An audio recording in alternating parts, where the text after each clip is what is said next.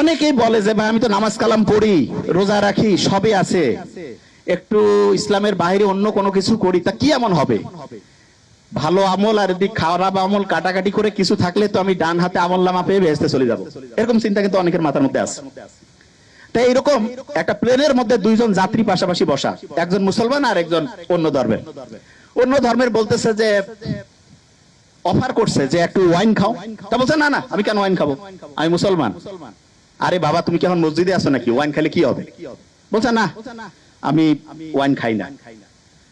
তখন যে wine offer করতেছে সে বলতেছে যে তোমাদের যে কি ধর্ম রে বাবা, গির্জায় গেলে আমরা ওয়াইন খাই না, তোমরা আবার মসজিদ না মানে হচ্ছে বাড়ি না, একটু ফ্লাইটের মধ্যে একটু রিল্যাক্স করবা তবু ওয়াইন খাবা না, ব্যাপারটা কি?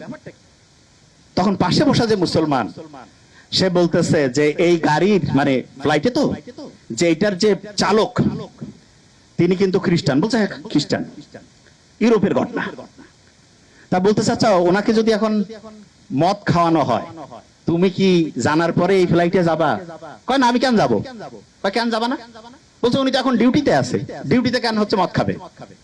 তখন ওই মুসলমান বলতেছে যে আমাদের মুসলমানের গোটাল জীবনটাই হচ্ছে অন ডিউটি। অন ডিউটি, পড়া, বিয়া শাদী, কথা বলা, কথা শোনা, যা কিছু আছে অন ডিউটি। বিলিভ মি, এটাই সবচেয়ে সত্যি কথা।